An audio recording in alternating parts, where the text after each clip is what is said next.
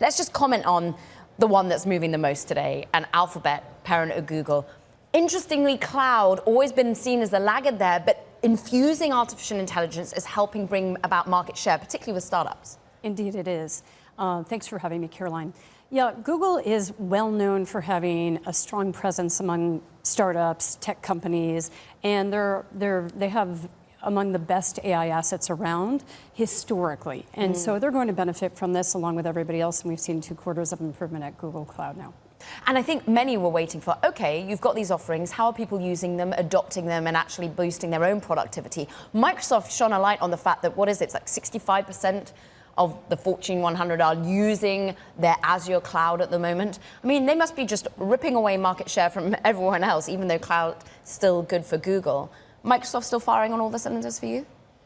Indeed it is. In fact, those cylinders are just really starting to get going. It's interesting because Microsoft is absolutely benefiting from a share perspective due to their leading position in AI across all their businesses, certainly across cloud. And I view AI as ultimately, an ultimate contributor, but it's definitely an accelerant to cloud migrations. Hilary, good morning. It's Ed in San Francisco. The share reactions of each are interesting. Alphabet more pronounced. When I talked to Ruth Porat on the phone last night about cloud, she basically said AI solutions did make a meaningful contribution to that 28% cloud growth year on year, but she didn't put a number on it. Now, Microsoft and Amy Hood did put a number on it. They said 31% Azure growth, 7% of which came from AI. So really interesting share reaction. I put it to you that Alphabet probably isn't jumping as much on that cloud narrative as it is the sweetener of a dividend. I think you're right about that, Ed. I think investors were pleased to see the results across the board. I think they breathed a sigh of relief that cloud accelerated, that all businesses accelerated quarter over quarter. But the big piece of new information here was operating margin improvement and commitment to that through the year, as well as the dividend. And that can draw on a whole new class of users. But importantly, it signals a shareholder-friendlier stance than we've seen from Google historically. Hilary, do you believe now, through the lens of Alphabet and Microsoft's earnings, that corporate America is actually spending on and using generative AI? I believe they are. I believe most of corporate America is experimenting with AI and testing generative AI in Microsoft's Azure cloud and elsewhere, certainly in Amazon and Google as well. There are some early adopters who are starting to get to some level of scale.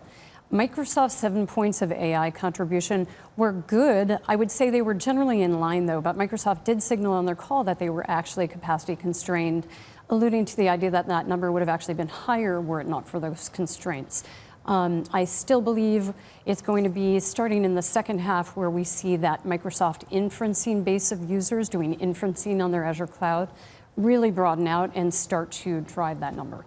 I want to dig into basically the broadening idea here. We're talking about 2 names that have already done phenomenally well on the hype around AI. We're waiting for the spillover effects. Now, you've shone a light on certain companies that I keep an eye on because they're New York-based, MongoDB. We also think about what Datadog is up to. How are these companies going to benefit from the adoption of generative AI?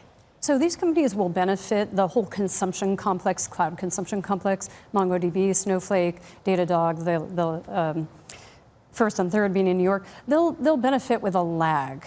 What they will, so I agree with you, Caroline, that we're not seeing it on a broad-based basis yet. There are a select few who are actually going to benefit, but what they will benefit from is the absence of the extreme cost optimization we saw last year.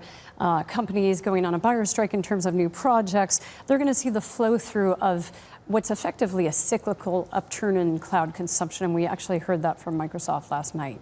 That companies are commencing new projects, that they're starting to do things, they're taking out mothballed projects and bringing those back. So I think that's a positive for this whole group.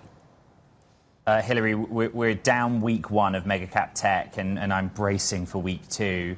What do you think is the kind of blanket takeaway of this 7-day period so far? I'd say overall cautiously optimistic. Again, I stick to the names where expectations are low, valuations are reasonable, And companies have idiosyncratic drivers, Microsoft with AI and share gains, the cloud consumption complex with the absence of negatives. Amazon should show some pretty good results based on the fact that they have a lot of tech companies and startups on their platform too who are experimenting with AI. But it's really company by company, and enterprise budgets overall remain somewhat constrained in first half. I'd expect more of that opening up in second half.